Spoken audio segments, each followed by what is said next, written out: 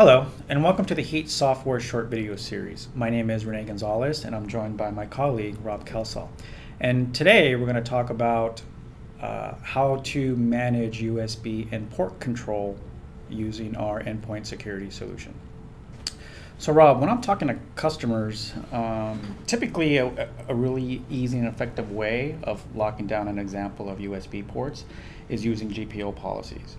But one of the restrictions with GPO policies is you can either turn it on for everybody or off for everybody. So can you tell me how our solution can handle that use case of maybe turning it on for just certain users who have a legitimate business reason to use a USB key? Absolutely, Rene. You're correct. I mean, just an on-off policy isn't going to be suitable for most large organizations. So in the Heat security platform, we're actually able to provide a granular policy. Maybe you can have policies for removable media for a user or a group of users, but you can also go down to specific makes and models of device that you might want to allow. Very granular and mature product that we have here.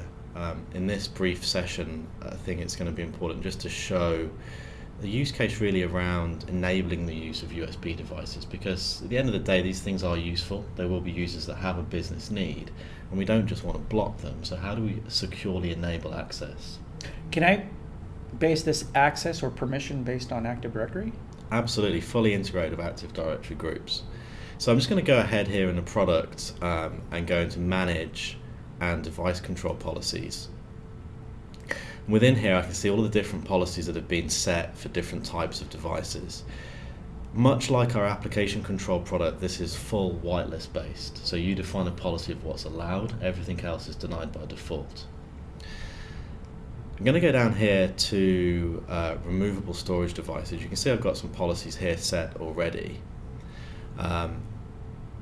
Now, from a removable media point of view, most organizations may allow some level of read access, but if you're going to copy data to a USB device, you're going to want to encrypt that. And we use FIPS 140-2 approved encryption, so a very secure method of securely enabling access to these devices. So I can turn it on for certain users, and I can also restrict only read access or write access? That's right. So I'm just going to go ahead in this example. I'm going to create an initial policy.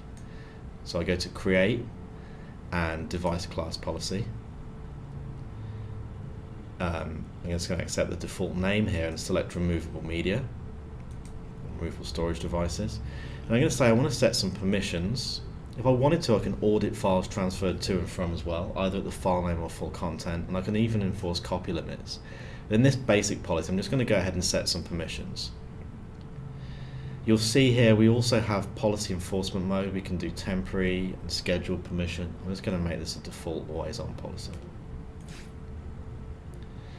And I'm going to say if the device is connected, the user gets read access, and I'm going to say they get read access to unencrypted devices.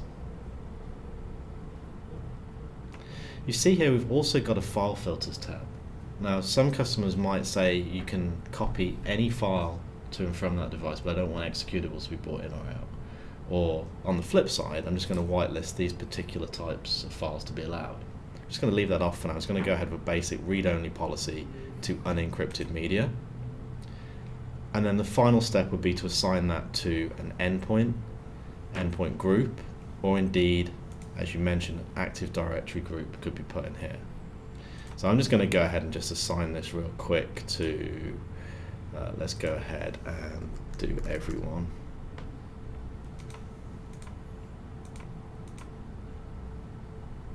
And for the group, I'm going to go ahead here and just use this data center one.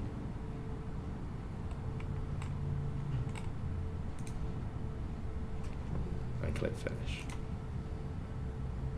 So that's my first policy. If an end user now connects a device, it's going to give them read-only access to the unencrypted device. I'm now going to team this up with a second policy that will allow access if the device is encrypted. And we're going to specify the type of encryption as Heat Software's built-in encryption. When the endpoint sees those two policies combined, it knows that it must encrypt that particular device for the user to get write access. And the user is going to be able to make a choice here. They can continue to use the device as read-only, or they can accept and encrypt the device. And with our encryption, we also offer fully portable encryption. We'll put software on the device as well as encrypting existing data. So if the user does want to access that off the network, they can enter the passphrase to then gain access through the software installed on the device. So you could do this, in this example I'm doing this for removable media in general, but as an organization you could maybe just pick a Lexar 2GB pen. You could take those cheaper devices that are not encrypted and actually turn them into secure, fully FIPS 140-2 approved encrypted devices. So let's just go ahead and create the second policy. I'm going to go to create again and device class policy.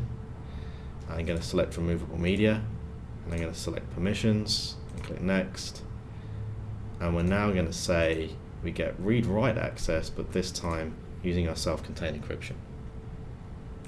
Click next, and again assign that maybe to my data center 1 group, and just for this example I'm just going to use everybody. Again, in a typical customer environment we'd be selecting an Active Directory group here, and then on an ongoing basis, rather than creating policy for individual users, you set the policy once in heat. You manage your Active Directory group membership to then give users access to encrypted devices. So if I'm basing it off of Active Directory, the policy will always follow the end user no matter what PC they log into? Absolutely, and as you can see from the wizard there, the beauty of this software is that you can mix and match that. If you want Rene to be able to access on just your laptop, you can do, or Rene on any laptop, the policy is going to follow you around. Great. And you talked about encryption, so does that mean that I can stop buying USB sticks that are hardware encrypted? Absolutely. I mean, if you have existing hardware encrypted devices right now, add those to a whitelist. You can make them read-write. We won't interfere with that. If another type of device is connected, it will be denied by default. Going forward, you can just buy those cheaper devices and rely on heat software to provide that FIPS 140-2 approved encryption. Great. So that concludes today's session. Thank you for joining, and we look forward into joining our future sessions.